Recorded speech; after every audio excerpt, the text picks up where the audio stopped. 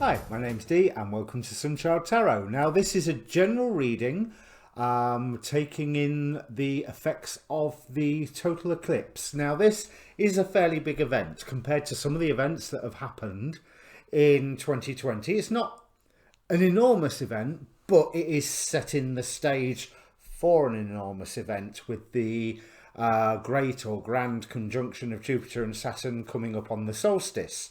It is a total eclipse, so it does have extra whammy. I mean, an eclipse is an eclipse, but the fact that it's total has that little bit of extra whammy. Now, I've covered, with astrologer David Fischer, I have covered the astrology of this total eclipse in some detail in a show that we've called 2020 season finale, which link for which will be down in the description. This is a general reading.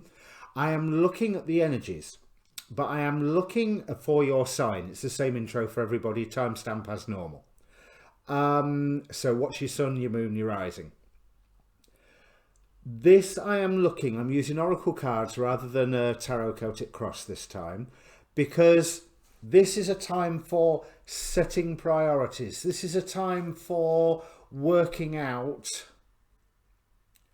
how to manifest the next timeline that you want once we have the grand conjunction cycle change into the air signs. You either know what that means or it doesn't, but basically December the 21st, really big aspect coming up, sets the stage for the next 20 years and for the next 200 years and quite possibly 800 years. Again, refer to the 27 grand season finale.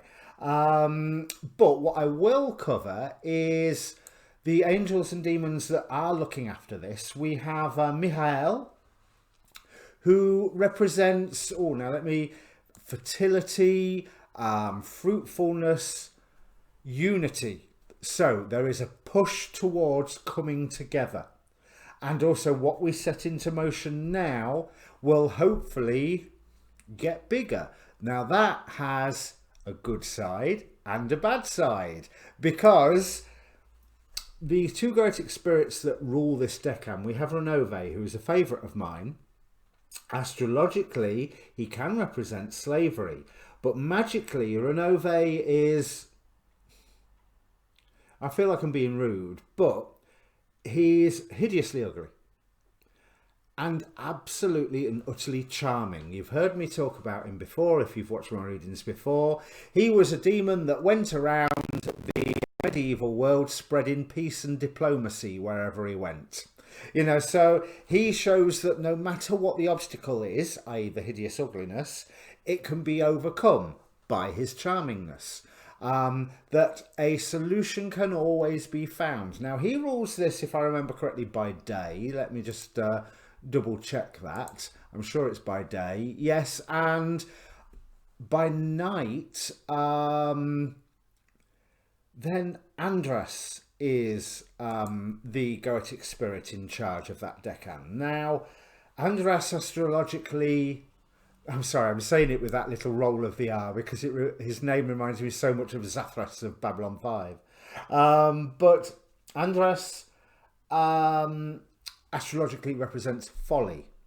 So it means that we are called upon to take great thought in what we are planning to do, because whatever plans we set into motion will be fruitful.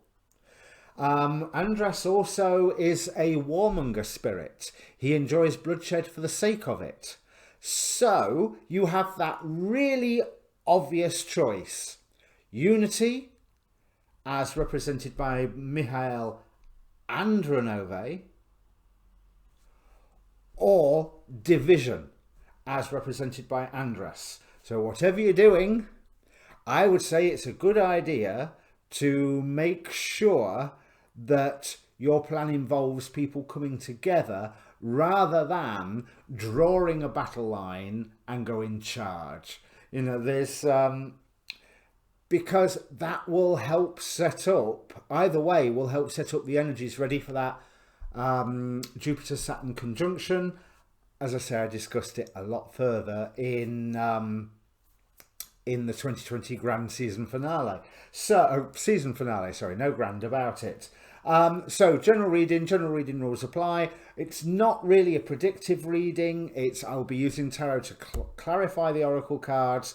But what we are doing is looking at the energies that we could use, or if I dare use the word should, that we are advised to use to send your energy forward to create the best timeline for not just you, but for you and yours. And that's the important thing that I want to draw out, certainly with Mihail and Renove, giving that message of unity.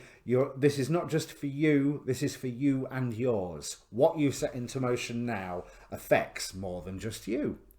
No shit, Sherlock. So, what's your sun, your moon, and your rising sign? There's a link in the description down below, one for the season finale, but two for the Facebook page for this group. I put these videos up. I put the astrology weather forecast style videos that I watch up, because I try and make it a bit of a one-stop shop. And it's got its own inbox, so if you want to contact me for a personal reading, that's one of the best ways to do it. Well, it's the best way to do it. Also down there's a Linktree link that will give you my Twitter, my Tumblr, and all the various different paths that you can take to contact me. But Facebook's the best bet, really. It gets checked the most often, or even better, my phone tells me what's going on. So yeah, I think I will bring up your cards. I'm sure there was something else I was going to say, but no, let's crack on and bring up the cards. Okay, Libra. Now, if you are Libra rising watching this, then this is occurring in your third house, which is about learning and about your local neighborhood. Now, we have Mithras here with sacrifice, Aristotle even with idealism, the meditation card requiring sort of improvements require persistence is the slogan it has with it. And then again, because this has appeared on a number of readings so far, the Call and Excalibur also appeared on a number of readings so far, as has Three of Cups, the Hierophant, and the Moon. So your final tarot clarifying are the Ten of Cups and the Four of Wands. So there is some form of, let me bring that camera back into focus.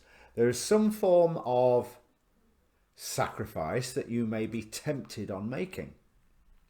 And what Aristotle is, even though this sacrifice is for the greater good, what Aristotle is here to say is like temper it, because remember, happiness is more important than the pursuit of happiness. The idea is not to live in the pursuit, it's to be happy now, here and now, this very moment. And you have friends. You have strong friends, strong bonds here, Libra, that I think are around you. And whereas Mithras can represent sacrifice, it may be that you have to give something up, but also there's a real sense of honor, ties of honor, binding honor. Whereas, so there's implicit in all of that, there's the whole fraternity, sorority, I don't know what a unisex way of saying that is, siblinghood, that is felt. And the other thing that Mithras was related with a worship of Mithras was the Ouroboros, the cycle of destruction and rebirth, as the snake ate its own tail. And it's interesting that this is clarified by the Ten of Vessels, which is seen as circular rainbow. There is some where you are being called to give something up, but be selective in what it is that you are giving up. Do not sacrifice your friendships. Do not sacrifice your honor. Do not sacrifice your happiness. That's the phrase I was looking for. Your happiness. Even though the sacrifice appears at first to be of the greater good. But we have the call here. Great, you're understanding your place in the world this week. But clarified by the moon. Showing that you do not yet know all of the ins and outs. So, yes, you can move towards that sacrifice, but basically just a little bit. Because I don't see any of the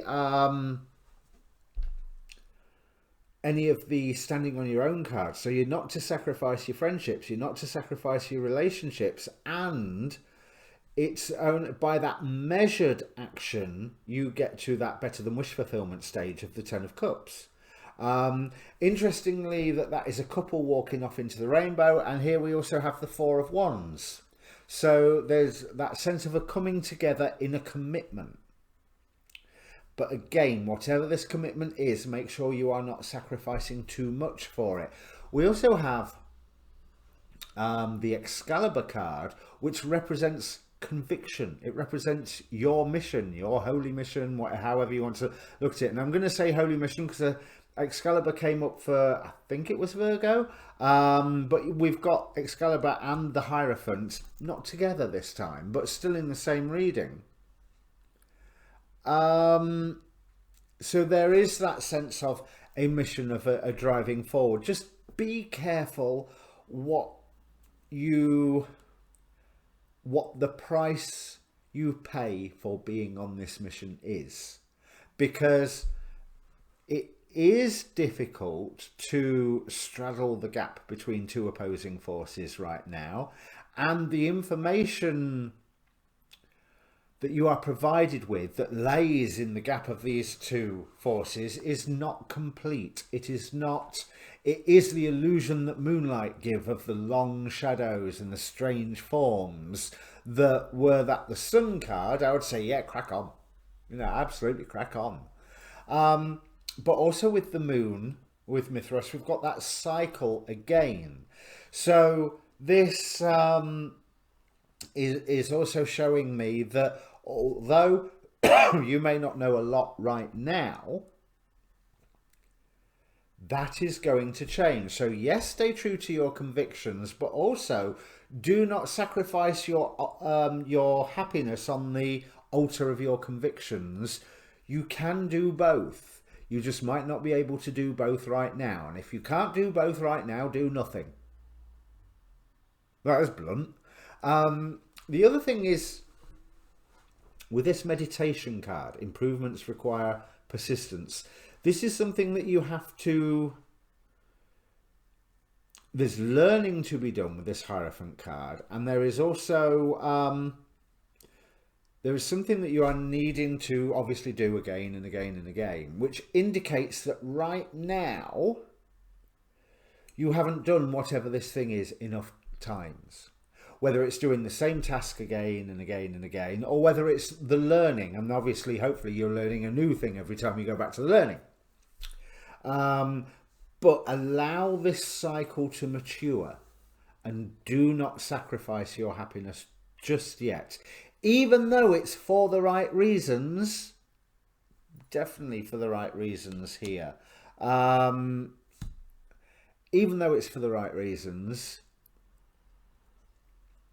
moderation in all things, I think, is a good thing to say here.